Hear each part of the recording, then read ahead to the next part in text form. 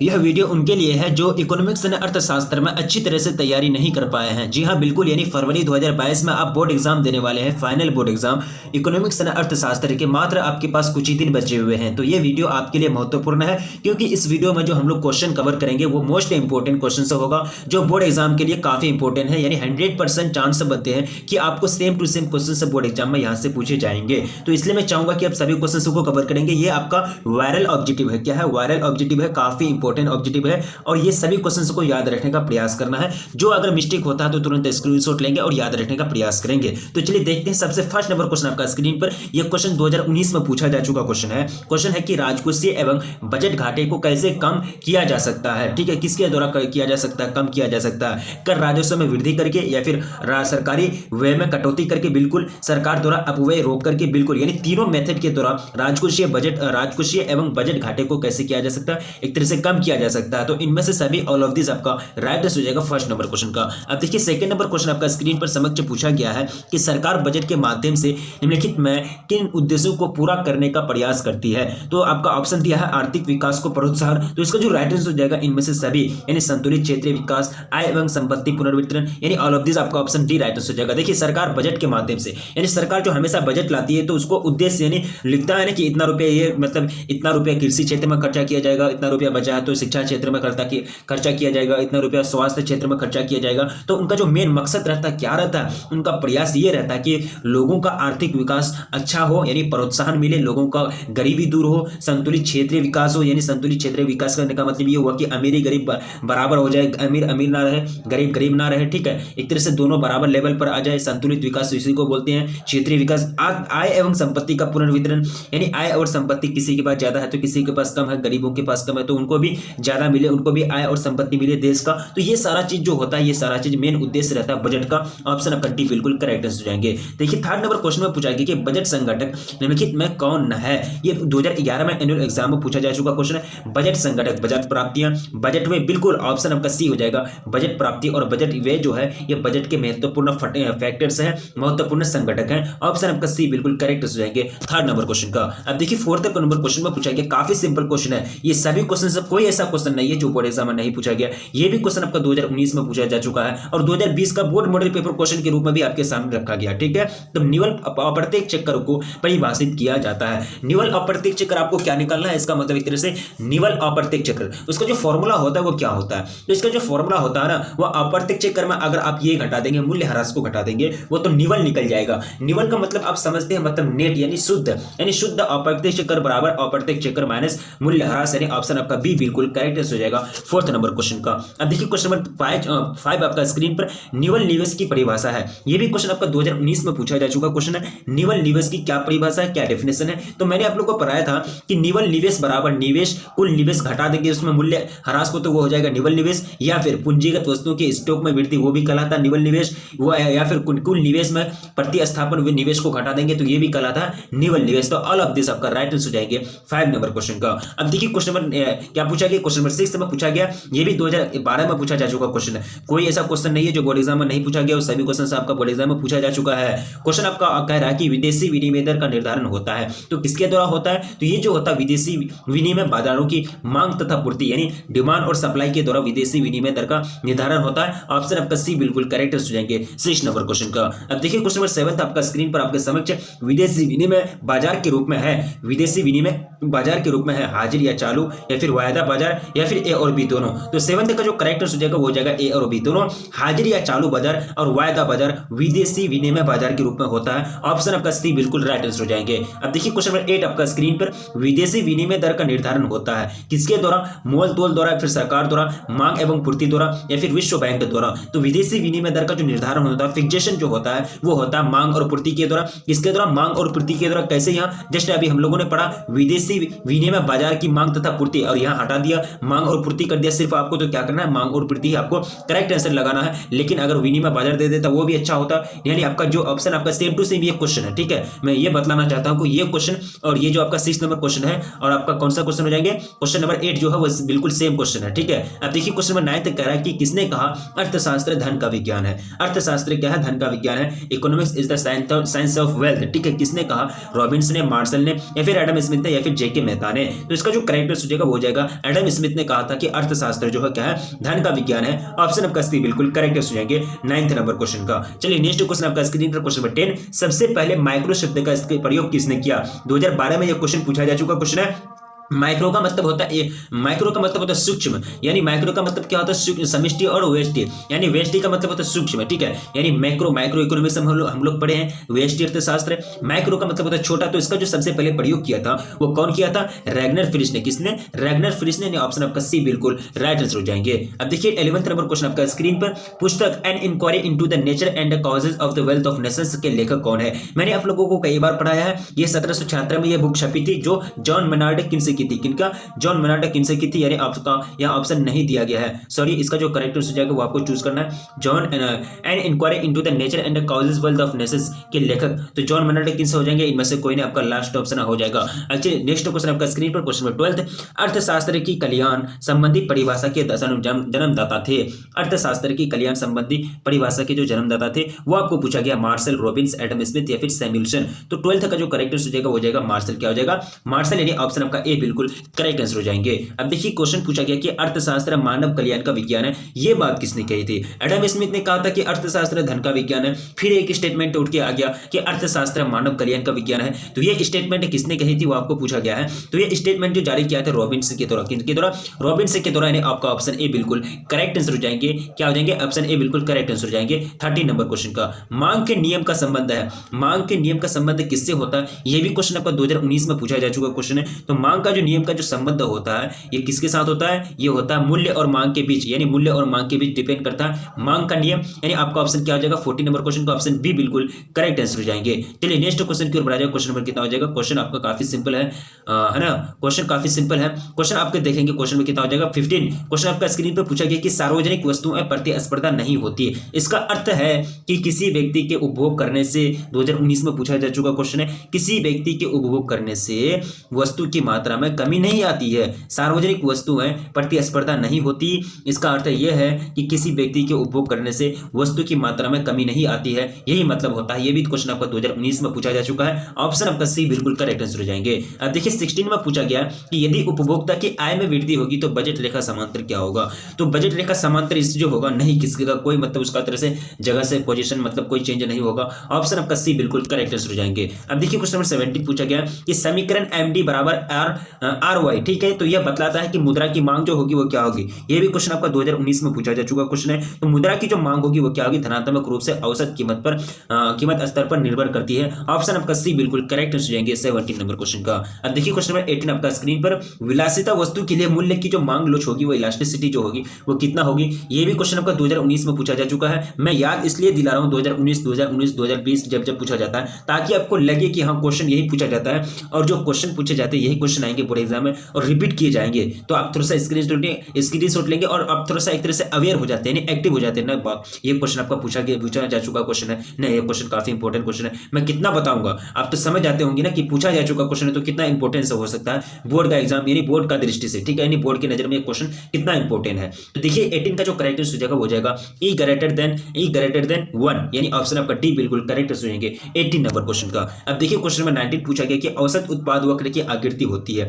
यह भी क्वेश्चन 2019 और 2021 का एनुअल एग्जाम में पूछा जा चुका क्वेश्चन है। इसका जो आकृति होती है, इसका आकृति यू अक्षर यानी अंग्रेजी अक्षर यू के जैसा होती है। ऑप्शन आपका ए बिल्कुल राइट आंसर हो जाएंगे 19 नंबर क्वेश्चन का। अब चलिए नेक्स्ट क्वेश्चन की ओर बढ़ा जाए। क्वेश्चन में कितना हो जाएगा 20। क्वेश्चन पूछा है कि किसी फॉर्म का मूल्य वर्धित होना, यह भी क्वेश्चन 2019 में पूछा जा चुका क्वेश्चन है। तो किसी भी फॉर्म का मूल्य वर्धित होना क्या कहलाएगा? वो कहलाएगा उत्पादन का मूल्य मध्यवर्ती वस्तुओं का मूल्य या फिर उत्पादन के किसी चरण में कारकों का निवल योगदान। तो इसका जो करेक्ट आंसर हो जाएगा वो जाएगा ए और बी दोनों, यानी ऑप्शन डी बिल्कुल राइट आंसर हो जाएंगे 20 नंबर क्वेश्चन का। अब देखिए क्वेश्चन नंबर 21 आपका स्क्रीन पर, कॉप डगलस उत्पादन फलन दिया गया है आपको Q बराबर x1a, उसके बाद 2 बीटा। तो पैमाने का प्रतिफल आपको बताना है। 2019 में ये क्वेश्चन पूछा जा चुका है, क्वेश्चन है काफी सिंपल क्वेश्चन है। तो इसका जो करेक्ट आंसर हो जाएगा 21 नंबर क्वेश्चन का वो जाएगा अल्फा प्लस बीटा, यानी ऑप्शन आपका डी बिल्कुल राइट आंसर हो जाएंगे 21 नंबर क्वेश्चन का। अब देखिए क्वेश्चन नंबर 22, ऊंचा मूल्य 2013 में ये क्वेश्चन पूछा जा चुका क्वेश्चन है। 2000 एनुअल एग्जाम में ऊंचा मूल्य कम पूर्ति, अधिक मांग, समान पूर्ति या फिर कम मांग। देखिए ऊंचा मूल्य होगा 22 नंबर क्वेश्चन, थोड़ा सा दिमाग लगाइए। किसी वस्तु का ऊंचा का मतलब क्या होता है? ज्यादा। किसी वस्तु का कीमत अगर ज्यादा होगा, अगर किसी वस्तु का कीमत 10 रुपया था, वो 10 रुपया से ऊंचा होकर के 20 रुपया हो गया, या ऊंचा चल के 20 रुपया होगा, तो उसका मांग घट जाएगा ना। अब उनको कोई खरीदने जाएगा ही नहीं, दाम बढ़ा दिया, कौन खरीदेगा? नहीं खरीदेगा, तो उसका मांग कम हो जाएगा। क्या हो जाएगा? मांग कम हो जाएगा। ये भी क्वेश्चन 2013 में पूछा जा चुका क्वेश्चन है। ऑप्शन आपका डी बिल्कुल राइट हो जाएंगे 22 नंबर क्वेश्चन का। अब देखिए क्वेश्चन में 23, कॉफी के मूल्य में वृद्धि होने से चाय की मांग क्या हो जाएगी? ये भी क्वेश्चन आपका 2012 में पूछा जा चुका क्वेश्चन है। कॉफी के मूल्य में अगर वृद्धि होगी तो कोई नहीं जाएगा तो कॉफी पीने के लिए, कहेगा, बोलेगा कि चाय का दाम जो है वही है, बढ़ा नहीं है, चलो चाय लेने जाते हैं, चाय पीने जाते हैं। ठीक है, तो यहाँ क्या हो जाएगा कि चाय का डिमांड बढ़ जाएगा। क्या हो जाएगा? चाय का डिमांड बढ़ जाएगा, यानी चाय की मांग बढ़ जाएगी। ऑप्शन है आपका ए बिल्कुल करेक्ट आंसर हो जाएगा 23 नंबर क्वेश्चन का। अब देखिए क्वेश्चन में 24, वह कौन सा समय है जिसके उत्पादन के सभी साधन परिवर्तित किए जा सकते हैं? तो वो कौन सा समय, किस समय में? 24 को आपका राइट आंसर चूज करना है। तो वह कौन सा समय है जिसके उत्पादन के सभी साधन परिवर्तित किए जा सकते हैं? तो दीर्घकाल। क्या हो जाएंगे? दीर्घकाल, यानी ऑप्शन आपका बी बिल्कुल करेक्ट आंसर हो जाएगा 24 नंबर क्वेश्चन का। अब देखिए क्वेश्चन नंबर 25, उत्पादन फलन को व्यक्त करता है। उत्पादन फलन को व्यक्त करता है तो इसका जो फॉर्मूला हो जाता है वो काफी सिंपल फॉर्मूला होता है, यानी एक तरह से QX बराबर FABCD, यानी ऑप्शन आपका बी बिल्कुल करेक्ट आंसर हो जाएंगे 25 नंबर क्वेश्चन का। अब देखिए क्वेश्चन नंबर 26, बाजार मूल्य किस बाजार में पाया जाता है? बाजार मूल्य किस बाजार में पाया जाता है? तो 26 का जो करेक्ट आंसर जाएंगे अल्पकालीन बाजार में। बाजार मूल्य किस बाजार में पाया जाता है? अल्पकालीन बाजार में, यानी 26 का ऑप्शन ए बिल्कुल करेक्ट हो जाएंगे। चलिए नेक्स्ट क्वेश्चन की ओर आ जाए। क्वेश्चन नंबर 27, बाजार मूल्य संबंधित होता है। बाजार मूल्य जो संबंधित हो जाए किससे संबंधित होता है? तो ये जो संबंधित होता है ना अति अल्पकालीन मूल्य से। किससे? अति अल्पकालीन मूल्य से, यानी ऑप्शन आपका सी बिल्कुल राइट आंसर हो जाएंगे 27 नंबर क्वेश्चन का। चलिए नेक्स्ट क्वेश्चन की ओर बढ़ेंगे। क्वेश्चन काफी सिंपल है। अभी तक जो वीडियो को लाइक नहीं किए तो प्लीज वीडियो को लाइक कर देंगे और अपने दोस्तों में प्लीज एक बार जम करके शेयर कर देंगे, क्योंकि आप ही के लिए इतना मेहनत की जाती है, आप ही के तरह से बलबूते पर यहाँ पहुंचे हैं। और प्लीज आप लोग एक बार हेल्प करेंगे तो आप लोग का छोटा सा हेल्प हम लोगों के लिए कितना मोटिवेशन हो सकता है ये आप लोग खुद अंदाजा लगा सकते हैं। ठीक है, चलिए नेक्स्ट क्वेश्चन की ओर बढ़ा जाए। क्वेश्चन नंबर 28, बाजार की निम्नलिखित में से कौन सी विशेषता है? बाजार की निम्नलिखित में से कौन सी विशेषता है? जो विशेषता प्रॉपर्टीज जो होती है वो क्या होती है? एक क्षेत्र, बिल्कुल बाजार एक क्षेत्र होता है जहां क्रेता और विक्रेता होते हैं। क्रेता और विक्रेताओं की स्थिति, बिल्कुल क्रेता और विक्रेता बाजार में पाए जाते हैं। बायर और सेलर, यानी क्रेता और विक्रेता खरीदने और बेचने वाले वहां पाए जाते हैं। कोई भी वस्तु को बेचने यानी खरीदने वाले पाए जाते हैं। वस्तु का मूल्य वहां पाया जाता है, यानी बाजार में। बाजार के अलावा आपको कहां पता चलेगा? बाजार में ही आपको पता करना पड़ेगा कि ना कि कौन सा वस्तु का मूल्य कितना रुपया है। तो ये तीनों चीज जो होती है विशेषता होती है किसकी? बाजार की। ऑल ऑफ दिस आपका ऑप्शन डी करेक्ट हो जाएंगे इनमें से सभी। 28 का क्या हो जाएगा? ऑप्शन डी बिल्कुल राइट आंसर हो जाएगा। अब देखिए 29 में पूछा गया कि बाजार वर्गीकरण का निम्नलिखित में कौन सा आधार है? बाजार को वर्गीकरण करना है तो कौन सा आधार से आप वर्गीकरण करेंगे? तो 29 का जो राइट आंसर हो जाएगा वो हो जाएगा इनमें से सभी। पूर्ण प्रतियोगिता बाजार, शून्य प्रतियोगिता बाजार, अपूर्ण प्रतियोगिता बाजार, एकाधिकार बाजार, अल्पाधिकार बाजार, उसके बाद हो जाएगा बहुत सारा बाजार होता है। ठीक है, पढ़ाया गया है आपको इकोनॉमिक्स वेस्ट अर्थशास्त्र का लास्ट चैप्टर में मैंने आप लोगों को पढ़ाया था तो पूरा थ्योरी में। तो यहाँ का राइट आंसर हो जाएगा ऑल ऑफ दिस, यानी इनमें से सभी। चलिए नेक्स्ट क्वेश्चन आपका स्क्रीन पर पूछा गया कि पूर्ण प्रतियोगिता बाजार की निम्नलिखित में कौन सी विशेषता है? पूर्ण प्रतियोगिता बाजार की जो विशेषता है निम्नलिखित में कौन सी विशेषता है? तो यहाँ जो हो जाएंगे 30 नंबर क्वेश्चन का जो राइट आंसर हो जाएगा, क्रेता और विक्रेताओं की संख्या अधिक होती है। बिल्कुल क्रेता और विक्रेताओं की संख्या अधिक होती है। वस्तु की समरूप इकाई पाई जाती है। बिल्कुल हर एक अलग अलग कंपनी की वस्तु पाई जाती है, कोई एक कंपनी का धाक नहीं चलता बाजार में। और सारे क्रेता और विक्रेता को ये चीज मालूम रहता है कि कौन सा चीज कितना रुपए में कहाँ बेची जा रही है, कहाँ खरीदी जा रही है, वो सारा चीज मालूम रहता है। ठीक है, बाजार दशों का पूर्ण ज्ञान, बिल्कुल बाजार दशों का पूर्ण ज्ञान सबको होता है, हर एक व्यक्ति को होता है। ऑप्शन डी इनमें से सभी जो है तीनों के तीनों क्या है? पूर्ण प्रतियोगिता बाजार की क्या है? विशेषता है। ऑप्शन आपका डी बिल्कुल राइट हो जाएंगे 30 नंबर क्वेश्चन का। अब देखिए क्वेश्चन में 31 पूछा गया कि किसके अनुसार 31 नंबर क्वेश्चन क्या पूछ रहा है कि किसके अनुसार संतुलन कीमत वह कीमत है जिस पर किसी वस्तु की मात्रा जिसे विक्रेता बेचने के इच्छुक है उस मात्रा के बराबर होती है जिसे क्रेता खरीदना चाहता है। किसके अनुसार? तो 31 का जो करेक्ट आंसर जाएगा वो जाएगा अल्फ्रेड मार्शल। किनके अनुसार? अल्फ्रेड मार्शल के अनुसार। ऑप्शन आपका ए बिल्कुल राइट आंसर जाएंगे 31 नंबर क्वेश्चन का। अब देखिए क्वेश्चन में 32 पूछा गया कि न्यूनतम समर्थन मूल्य यानी MSP मिनिमम सपोर्ट प्राइस जिसको बोलते हैं किसके उदाहरण है? तो जस्ट अभी मतलब MSP को लेकर के मतलब आंदोलन चल रहा था, किसान आंदोलन। तो इसका जो करेक्ट हो जाएगा कृषि पदार्थ। क्या हो जाएगा? कृषि पदार्थ, यानी ऑप्शन आपका बी बिल्कुल करेक्ट हो जाएंगे 32 नंबर क्वेश्चन का। चलिए नेक्स्ट क्वेश्चन की ओर बढ़ा जाए। क्वेश्चन में 33, वितरण के आनुवंशिक आधुनिक वितरण के आधुनिक सिद्धांत को कहा जाता है। ठीक है, वितरण के जो आधुनिक सिद्धांत है यानी मॉडर्न जो प्रिंसिपल है वितरण के डिस्ट्रीब्यूशन के, तो उसका जो नाम है वो आपको बताना है 33 नंबर क्वेश्चन में। तो इसका जो नाम होता है ना उसको कहते हैं क्या? साधन कीमत, यानी साधन कीमत निर्धारण की मांग तथा पूर्ति सिद्धांत, यानी ऑप्शन आपका ए बिल्कुल करेक्ट हो जाएंगे 43 नंबर क्वेश्चन का। चलिए नेक्स्ट क्वेश्चन की ओर बढ़ा जाए। क्वेश्चन नंबर 34 पूछा गया कि साधन का पूर्ति वक्र कैसा होता है। साधन का पूर्ति वक्र जो होता है वो कैसा होता है। तो जस्ट क्या होता है कि बाएं से दाएं ऊपर की ओर होता है। इसका ग्राफ जो होता है ना दाएं से बाएं और ऊपर की ओर डायरेक्ट चला जाता है। ठीक है, ग्राफ आप समझेंगे तो अच्छा तरह से समझ में आएगा। ऑप्शन आपका ए बिल्कुल करेक्ट हो जाएंगे 34 नंबर क्वेश्चन का। चलिए नेक्स्ट क्वेश्चन की ओर बढ़ते हैं। क्वेश्चन नंबर 35 समष्टि उपकरण है राजकोषीय नीति, मौद्रिक नीति, आय नीति, इनमें से सभी बिल्कुल समष्टि उपकरण यानी समष्टि अर्थशास्त्र में हम लोग तीनों चीज का अध्ययन करते हैं ना, मौद्रिक हो गया, राजकोषीय हो गया, समष्टि हो गया, एनएनपी हो गया, जीएनपी हो गया, जीडीपी हो गया, ये सारा चीज का जो अध्ययन किया जाता है वो किसमें समष्टि अर्थशास्त्र में किया जाता है। समष्टि उपकरण, राजकोषीय नीति, मौद्रिक नीति और आय नीति तीनों है। ऑल ऑफ दिस आपका राइट हो जाएगा 35 नंबर क्वेश्चन का। चलिए नेक्स्ट क्वेश्चन की ओर बढ़ते हैं। क्वेश्चन नंबर 36 समष्टि आर्थिक चर यानी समष्टि आर्थिक चर प्रमुख भय हैं यानी प्रमुख भय हैं। तो कितना है प्रमुख, तो आपका ऑप्शन डी करेक्ट हो जाएगा। तीनों की तीनों आपका प्रमुख है। राष्ट्रीय आय, राष्ट्रीय बचत और विनियोग, समग्र मांग यानी ऑल ऑफ दिस आपका करेक्ट हो जाएंगे 36 नंबर क्वेश्चन का। अब देखिए क्वेश्चन में 37 पूछा गया, काफी सिंपल क्वेश्चन है। व्यापक अर्थशास्त्र की निम्नलिखित में कौन सी उपयोगिता है। व्यापक अर्थशास्त्र की निम्नलिखित में कौन सी उपयोगिता है, तो उसकी जो उपयोगिता है वो क्या है वो आपको बताना है। तो सरकारी आर्थिक नीति का निर्धारण बिल्कुल ये हो जाएंगे, आर्थिक विकास बिल्कुल, अंतरराष्ट्रीय तुलनाएं बिल्कुल, ऑल ऑफ दिस आपका ऑप्शन डी करेक्ट हो जाएगा। और व्यापक अर्थशास्त्र की निम्नलिखित में कौन सी उपयोगिता है, तो तीनों उपयोगिता है। ठीक है, तीनों की तीनों एबीसी में आपका जो ऑप्शन दिया है ऑप्शन क्या हो जाएगा right answer all of this इनमें से सभी। अब देखिए व्यापक अर्थशास्त्र की निम्नलिखित में कौन सी सीमाएं हैं, क्या क्या लिमिटेशन है। सीमाएं भी होती है ना, तो इसकी जो सीमा हो जाती है क्या हो जाती है कि एक तरह से सामूहिक अर्थशास्त्रीय विरोधाभास होता है और व्यक्तिगत इकाइयों की अवहेलना करता है। ऑल ऑफ दिस आपका राइट आंसर हो जाएगा, ऑप्शन सी बिल्कुल करेक्ट हो जाएंगे 38 नंबर क्वेश्चन का। अब देखिए क्वेश्चन नंबर 39 में पूछा गया है कि व्यापक अर्थशास्त्र का प्रमुख यंत्र राष्ट्रीय आय विश्लेषण है, किसने कहा। व्यापक अर्थशास्त्र का प्रमुख यंत्र राष्ट्रीय आय का विश्लेषण है, यह बात किसने कहा वो आपको बताना है। ठीक है, तो ये बात जो कही थी ये कौन कहती, शुल्जने। कौन, शुल्जने, ऑप्शन बी का आपका करेक्ट आंसर जाएंगे। अब देखिए 40 नंबर क्वेश्चन में पूछा गया कि केन्स का रोजगार सिद्धांत निम्नलिखित में से किस पर डिपेंड करता है। ये क्वेश्चन 2017 में पूछा जा चुका क्वेश्चन है। केन्स यानी जॉन मेनार्ड केन्स का जो रोजगार सिद्धांत है किस पर डिपेंड करता है, तो ये जो डिपेंड करता है ये प्रभावपूर्ण मांग पर, किस पर, प्रभावपूर्ण मांग पर ये डिपेंड करता है। ऑप्शन आपका ए बिल्कुल करेक्ट हो जाएंगे 40 नंबर क्वेश्चन का। अब देखिए क्वेश्चन नंबर 41 पूछा गया कि रोजगार स्तर के निर्धारण के लिए सामूहिक मांग तथा सामूहिक पूर्ति की अवधारणा का प्रयोग किसने किया। ठीक है, तो ये जो अवधारणाएं थी इसका जो प्रयोग किया था जॉन मेनार्ड केन्स ने, किसने, जेएम केन्स आपको शॉर्ट फॉर्म में दिया गया है, जॉन मेनार्ड केन्स ने इस अवधारणा का प्रयोग किया। ठीक है,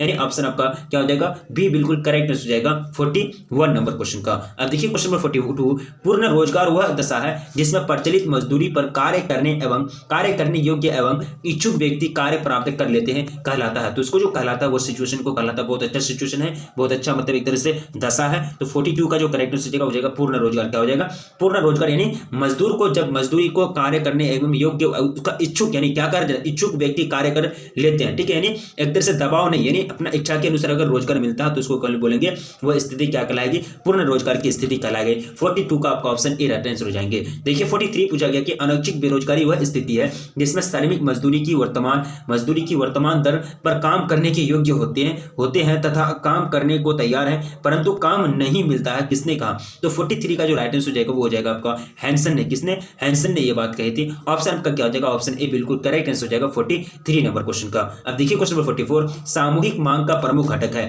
सामूहिक मांग का जो प्रमुख घटक है वो हो जाएंगे व्यक्तिगत उपभोग, सार्वजनिक उपभोग, विनियोग, बिल्कुल तीनों के तीनों जो है वो सार्वजनिक मांग का प्रमुख घटक है, मेन फैक्टर है। ऑल ऑफ दिस आपका राइट आंसर हो जाएंगे 44 नंबर क्वेश्चन का। चलिए नेक्स्ट क्वेश्चन की ओर बढ़ते हैं। क्वेश्चन नंबर 45 एफएडी सिद्धांत का प्रतिपादन किस वर्ष से किया गया। तो ये जो प्रतिपादन किया गया था ये किया गया था 1998 में। कब, 1998 में, यानी ऑप्शन आपका ए बिल्कुल राइट आंसर हो जाएंगे। अब देखिए क्वेश्चन नंबर 46 खाद्यान्न उपलब्धता गिरावट सिद्धांत के प्रतिपादन कौन है, प्रतिपादक कौन है, किसने प्रतिपादन इसका किया। 46 का जो करेक्ट आंसर हो जाएगा वो हो जाएगा आपका अमर्त्य सेन। कौन, परो अमर्त्य सेन ने खाद्यान्न उपलब्धता गिरावट सिद्धांत का प्रतिपादन किया। ऑप्शन आपका बी बिल्कुल करेक्ट आंसर हो जाएंगे 46 नंबर क्वेश्चन का। अब देखिए क्वेश्चन नंबर 47 आपका स्क्रीन पर आपके समक्ष रखा गया है। क्वेश्चन करा कि अंतिम ऋणदाता किसे कहा गया। व्यावसायिक बैंक को बिल्कुल हो जाएगा आपका राष्ट्रीय भारतीय रिजर्व बैंक, यानी जो आपका सेंट्रल बैंक है जो बैंकर के रूप में कार्य करता है, सरकारी बैंकर के रूप में कार्य करता है, सभी कॉमर्शियल बैंक को अपने अंदर रखता है। तो ये क्या है, अंतिम ऋणदाता है, जिसको क्या कहे जाते हैं, बैंकों का बैंक कहे जाते हैं। ये भी क्वेश्चन आपका 2019 में पूछा जा चुका क्वेश्चन है और मैंने ये क्वेश्चन को कितना बार रिपीट करवा दिया है आप लोगों को याद होनी चाहिए। चलिए नेक्स्ट क्वेश्चन आपको पूछा गया कि मुद्रा विनिमय का माध्यम है क्योंकि, मुद्रा विनिमय का माध्यम है क्योंकि, तो कारण पूछा गया है। तो ये जो कारण हो जाते हैं ना, यानी मुद्रा संपत्तियों में सबसे तरल है। क्या है? मुद्रा। मुद्रा भी एक प्रकार का संपत्ति है, चांदी भी एक प्रकार का संपत्ति है, सोना भी एक प्रकार का संपत्ति है। सोना मतलब वो सोना नहीं, स्लीपिंग, वो गोल्ड हो जाएंगे, ठीक है। ये क्या है? एक प्रकार का संपत्ति है। बट मुद्रा ही एक ऐसा संपत्ति है जो तरल है, यानी तरल का मतलब होता है एक जगह से दूसरे जगह जाता है, एक व्यक्ति का हाथ से दूसरे व्यक्ति का हाथ डायरेक्टली चल जाता है। यानी ऑप्शन आपका डी क्या हो जाएगा? सॉरी 48 ना, 48 का आपका क्या हो जाएगा ऑप्शन? सॉरी आपका इनमें से सभी यानी तीनों के तीनों हो जाएंगे, ऑल ऑफ दिस, यानी ऑप्शन आपका डी बिल्कुल करेक्ट हो जाएंगे, ठीक है। यानी ये सबसे बड़ा फैक्टर है मुद्रा, यानी मुद्रा संपत्ति में, मुद्रा संपत्तियों में सबसे तरल है, ठीक है। तरल का मतलब होता है बहाव यानी फ्लो। अब देखिए करेंसी नोट के विषय में कौन सा कथन सही नहीं है, मतलब गलत है, 2019 में पूछा जा चुका क्वेश्चन है। तो यहाँ जो हो जाएंगे, इसका आंतरिक मूल्य नहीं होता, बिल्कुल होता है भाई, कैसे नहीं होता? अगर आंतरिक मूल्य होगा ही नहीं तो कैसे चलेगा? तो ऑप्शन सी में जो दिया गया है ये कथन बिल्कुल क्या है? गलत है, मतलब कथन सही नहीं है। अब देखिए 50 नंबर क्वेश्चन आपका स्क्रीन पर, M1 प्लस व्यावसायिक बैंकों की निवल अवधि जमाएं घटा देंगे। ये जो परिभाषा है ये किसका परिभाषा 2019 और 21 में पूछा जा चुका क्वेश्चन है। तो ये जो परिभाषा है केवल हो जाएगा M3 और हो जाएंगे समस्त मौद्रिक संसाधन की, यानी ऑप्शन आपका डी बिल्कुल करेक्टनेस हो जाएगा, बी और सी दोनों। तो 50 का क्या हो जाएगा? ऑप्शन डी बिल्कुल करेक्टनेस हो गया। तो ये सारे क्वेश्चन बोर्ड एग्जाम के लिए काफी महत्वपूर्ण है। उम्मीद करता हूं आपको समझ में आ गया होगा, और अपने दोस्तों में प्लीज एक बार जम करके शेयर कर दें। वीडियो को अभी तक लाइक नहीं किया तो प्लीज वीडियो को लाइक कर दें, क्योंकि आप लोगों के लिए इतना मेहनत करते हैं और मेहनत भी काफी लगता है एक वीडियो बनाने में, और आप लोग का एक लाइक हम लोगों को काफी मोटिवेट करता है। तो रखिए अपना ख्याल, मिलेंगे फिर नेक्स्ट वीडियो में, तब तक के लिए।